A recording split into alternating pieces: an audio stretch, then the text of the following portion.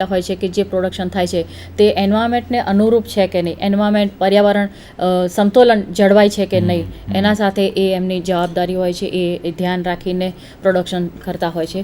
અને સાથે સાથે એ કંપનીનું જે સેફટીનું કામ છે, કોઈ હાઝાર્ડ ના થાય એ માટેના ચોક્કસ પગલાં લેવાના જવાબદારી પણ તેઓ નિભાવતા હોય છે.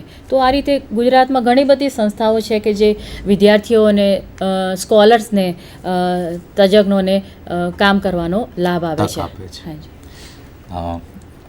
ખૂબ સરસ રીતે મેડમે આપણને સમજાવ્યું કે રિસર્ચને બઢાવો મળે, વધુ રિસર્ચ થઈ શકે એના માટે કેટલી બધી યુનિવર્સિટીઝ છે અને કેટલી બધી પ્રાઇવેટ સંસ્થાઓ છે જે રિસર્ચ એક્ટિવિટીઝને આ રીતે પ્રમોટ કરે છે.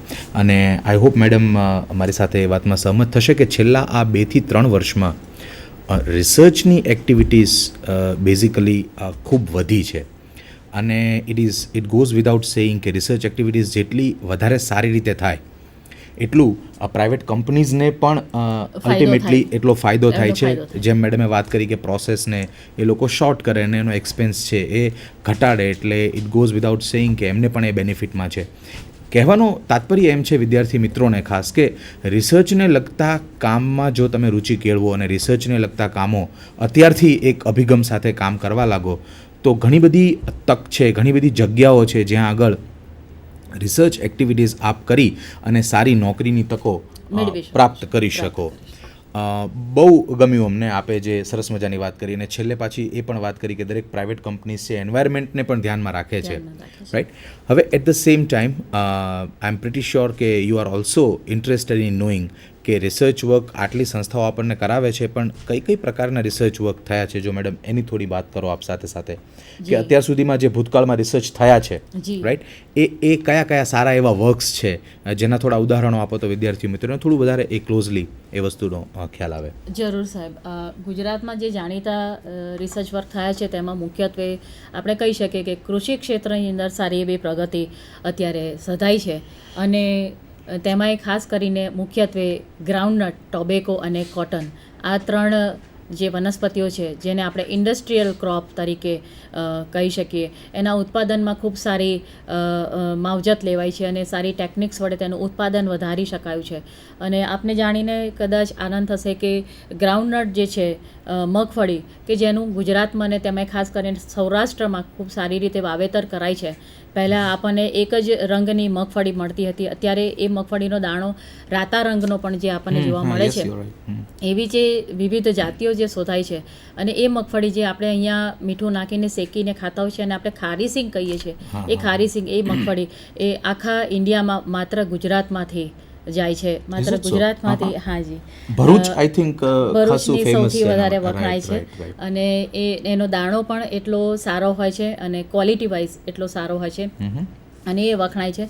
આખા ઇન્ડિયામાં અહીંયાથી જ એ એક્સપોર્ટ થતી હોય છે. એટલે that way it is કન્ટ્રીબ્યુટિંગ to the economic of the state. અને તદુપરાંત ટોબેકો, તમાકુની અંદર પણ ખૂબ સારું એવું ઉત્પાદન મેળવી શકાયું છે. ઔષધીય ક્ષેત્રે પણ તેનો જે લાભ લઈ શકાયો છે.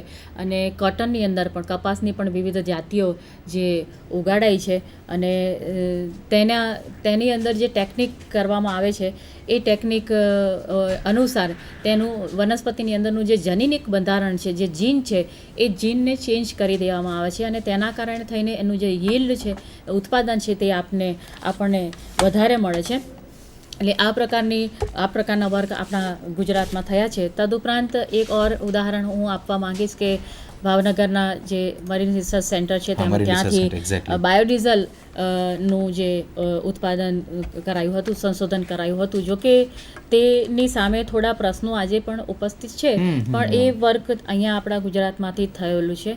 ઉપરાંત એ જ સંસ્થામાંથી એક ઓર પણ કાર્ય થયેલું છે. આપને ખબર હશે કે ખૂબ સારો દરિયા કિનારો છે, ખૂબ સારું દરિયાઈ પાણી ઉપલબ્ધ છે, પરંતુ તે ઉપયોગમાં લઈ શકાય એવું નથી, ક્ષારયુક્ત છે.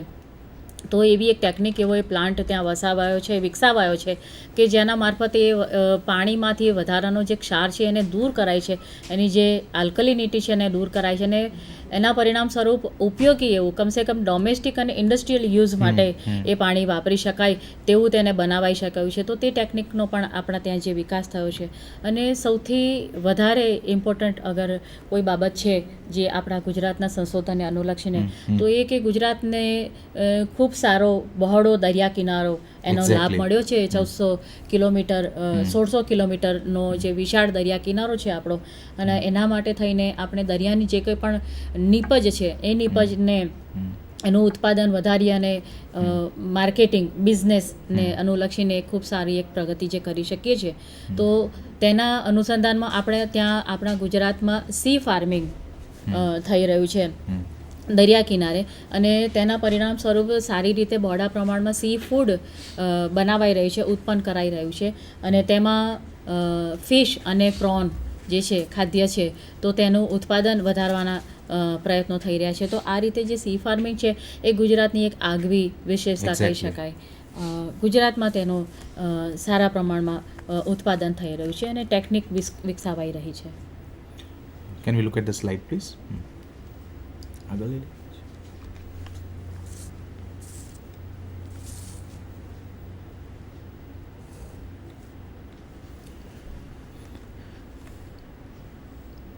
આજે આપણે વાત કરી વોટર એનાલિસિસની, કદાચ ઇન્ટરડિસિપ્લિનરી જે છે રિસર્ચ વર્ક.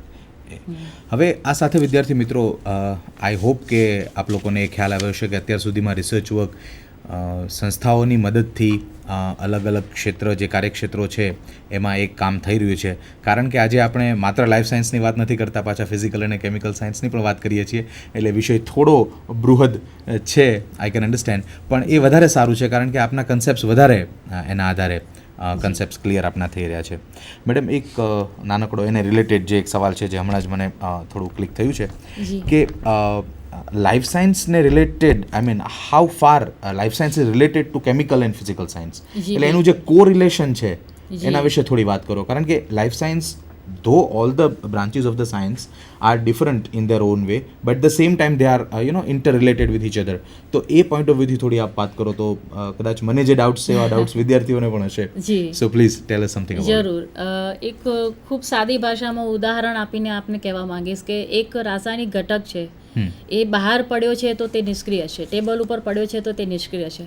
પરંતુ એ રાસાયણિક ઘટક અથવા એ રાસાયણિક તત્વ જ્યારે સજીવના કોષની અંદર જ્યારે દાખલ થાય છે ત્યાં તે સક્રિય થાય છે, અને સજીવમાં જે કંઈ પણ દેહધાર્મિક ક્રિયાઓ થાય છે તેમાં તે પોતાનો ભાગ ભજવે છે અને પોતાની સક્રિયતા દાખવે છે.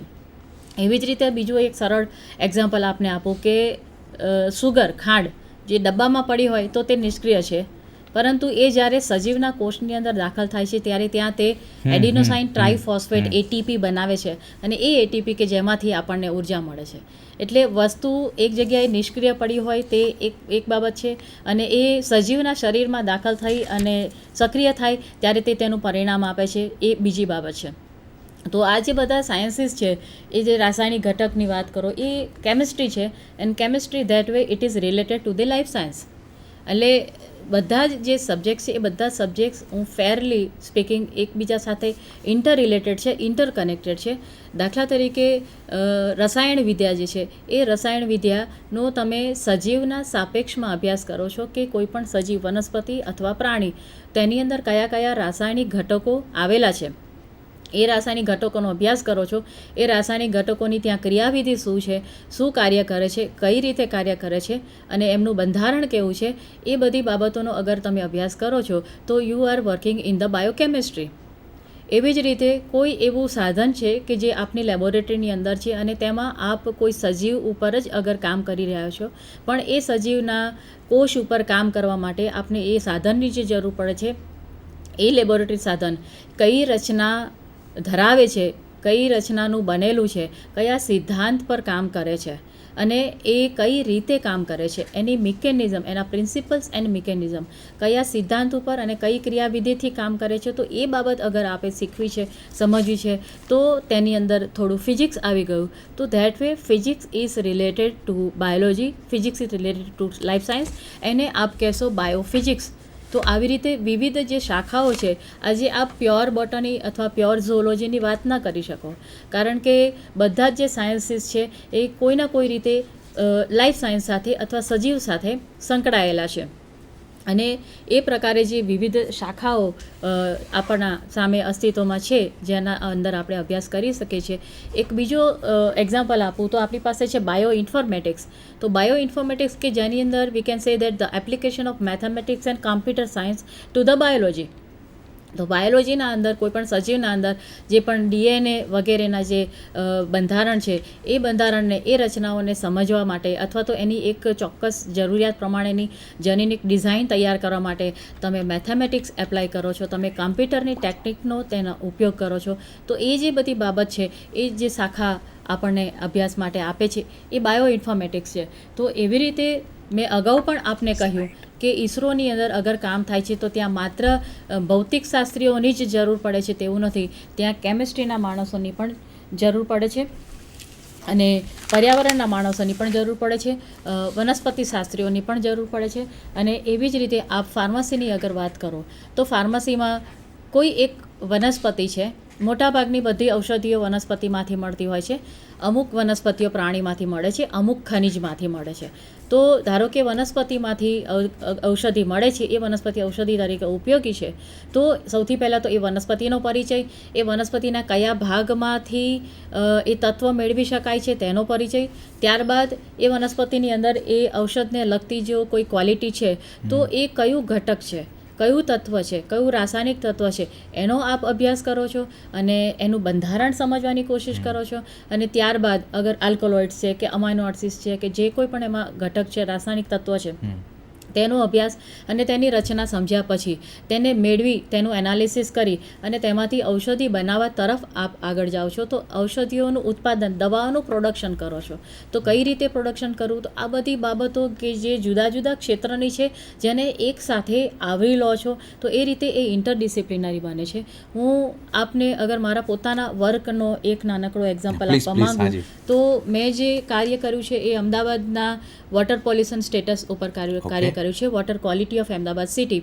તો સાહેબ એની અંદર જે જુદા જુદા રાસાયણિક તત્વોનું એનાલિસિસ કર્યું છે, calcium, potassium, calcium hardness, magnesium hardness, nitrogen અને pH, TDS વગેરે જે તત્વોનું જે એનાલિસિસ કર્યું છે, તો એ એનાલિસિસ જે બતાવે છે એ રાસાયણિક પ્રક્રિયા બતાવે છે. તે ત્યાં કેમિસ્ટ્રી આવ્યું.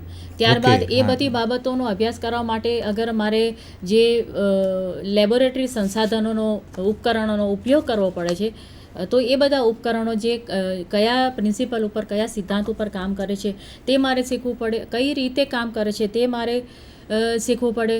તો એ બધી બાબતો તેની અંદર સમાવેશ થઈ છે. તો તેમાં ફિઝિક્સ પણ આવી ગયું. એક્ઝેક્ટલી. ત્યારબાદ હું તેની અંદર વોટર ક્વોલિટી ઇન્ડેક્સ ડિરાઈવ કરું છું કે એ જે વોટર ક્વોલિટી ઇન્ડેક્સ છે કે જે પોલ્યુશન સ્ટેટસ બતાવે છે કે આ પાણી પોલ્યુટેડ છે કે નહીં એ બતાવે છે. તો તેના માટે જે એપ્લિકેશન કર્યા છે ઇટ ઇઝ પ્યોરલી મેથેમેટિક્સ. એની અંદર બધી જ ગાણિતિક ક્રિયાઓનો સમાવેશ કરાયો છે. તો એ મેથેમેટિક્સ એપ્લાય કર્યું છે અને તેના પરિણામ સ્વરૂપ જે મને સ્ટેટસ મળે છે કે આ પાણી પોલ્યુટેડ છે અથવા નથી, તો એ પર્યાવરણને લગતી બાબત છે. ઉપરાંત અગર એ પાણી પોલ્યુટેડ છે, પ્રદૂષિત છે, તો આસપાસના વનસ્પતિઓ ઉપર, સજીવો ઉપર, જળાશયના સજીવો ઉપર એની કોઈ અસર છે તો તે જોવા માટે તેની આસપાસના સજીવો, તેની આસપાસની વનસ્પતિઓનો સર્વે કર્યો એની અસર તપાસવા માટે. તો એ બોટની છે. તો this way in that whole complex work we are able to see that physics, chemistry, environment, mathematics, botany, everything, all different branches of science are interconnected, interrelated, so rather that very way it strongly become connected, we can say. multidisciplinary. એને કદાચ અમુક હદથી વધારે individual તરીકે આપણે એને વિચારી જ ન શકીએ એટલી હદે એ કોરિલેટેડ છે. જી, isn't it? બિલકુલ બિલકુલ. હવે આ બરાબર છે, પણ હવે એક દાખલા તરીકે કોઈ વિદ્યાર્થી છે અથવા તો કોઈ અધ્યાપક મિત્ર છે જેને રિસર્ચ એકચ્યુઅલી શરૂ જ કરવું છે, તો કેન યુ ટેલ અસ કે એની જે જરૂરિયાતો હોય, જે પ્રાથમિકતાઓ જે હોય અથવા પ્રીરિક્વિઝિટ્સ જેને આપણે કહીએ, તો એ શું છે એના વિશે પ્લીઝ આપ થોડી વાત કરો. જરૂર. કોઈ પણ વિદ્યાર્થીને અગર રિસર્ચના ક્ષેત્રમાં આગળ જવું છે તો તેના માટેની મૂળભૂત જરૂરિયાતો, પાયાની જરૂરિયાતો હોવી જોઈએ.